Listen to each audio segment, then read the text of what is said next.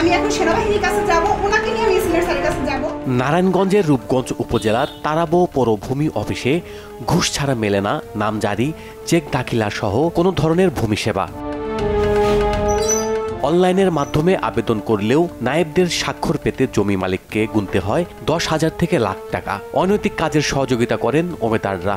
এক ভুক্তভোগীর অভিযোগ, প্রতিপক্ষের কাছ থেকে ঘুষ নিয়ে পৈতৃক সম্পত্তির নামজারি আটকে দেন নায়েব।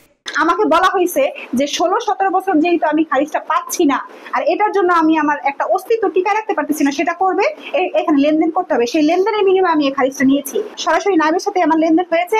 এবং এই যে স্যার, আমি কথা বলি, ব্যাংকের লোন দিয়ে একটা জমি কিনছি, জমি আমি যখন খারিজ করতে গেছি, ভূমি অফিসের লোকজন আমার কাছে বলছে 10 লাখ টাকা দিতে পারবেন। আমি বলছি আমার কাছে টাকা নেই, আমি গরিব মানুষ কই থেকে দিব।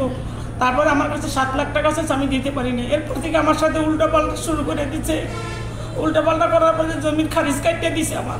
এদিকে প্রেষণের নামে নারায়ণগঞ্জের অন্য একটি অঞ্চলের ইউনিয়ন ভূমি সহকারী কর্মকর্তা রোকেয়া আক্তার 1 বছর ধরে কাজ করছেন তারাবো পৌরভূমি অফিসেই। যদিও এখানে গত 2 বছর যাবৎ আরেকজন সহকারী নায়েব বিপুল চন্দ্র একই পদে বহাল রয়েছেন। অভিযোগ রয়েছে তাদের অধীনে আলী, হারুন, লিটন ও হেলাল নামের 4 ওমেদারদের মাধ্যমে ঘুষ লেনদেনের। তবে অভিযোগ অস্বীকার করেছেন ভূমি অফিসের কর্মকর্তারা। এটা তো ডকুমেন্টস লাগবে, আপনাকে তো আমার ডকুমেন্টসটা আপনাকে আমি মোবাইলে প্রজ্ঞাপনটা দেখাবো। আমরা নারায়ণগঞ্জে টোটাল 8 জন হচ্ছে আমরা নিয়োগ পেয়ে আসছি। তো স্যার, ডিসি স্যার নিজ দায়িত্বে যে যাকে যেখানে পাঠানোর প্রয়োজন মনে করছে ওখানে পাঠাইছে। এই সংক্রান্ত তথ্য আরো ভালোভাবে ডিসি স্যার দিতে পারবে। আমরা পাবলিকে হয়রানি করতে খুব কম চেষ্টা করি, যে হয়রানি যেন না হয়। আমরা পাবলিক আসলে আমরা সাথে সাথে তার কাজটা করে দেওয়ার চেষ্টা করি। ভূমি অফিসের দালাল প্রতিরোধে কঠোর ব্যবস্থা ও ঘুষ নেয়ার প্রমাণ পেলে ব্যবস্থা নেয়ার আশ্বাস দিয়েছেন রূপগঞ্জ উপজেলার সহকারী commissioner.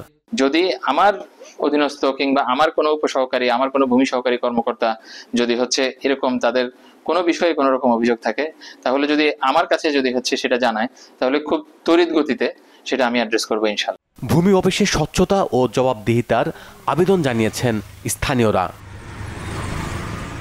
Bangla vision news desk.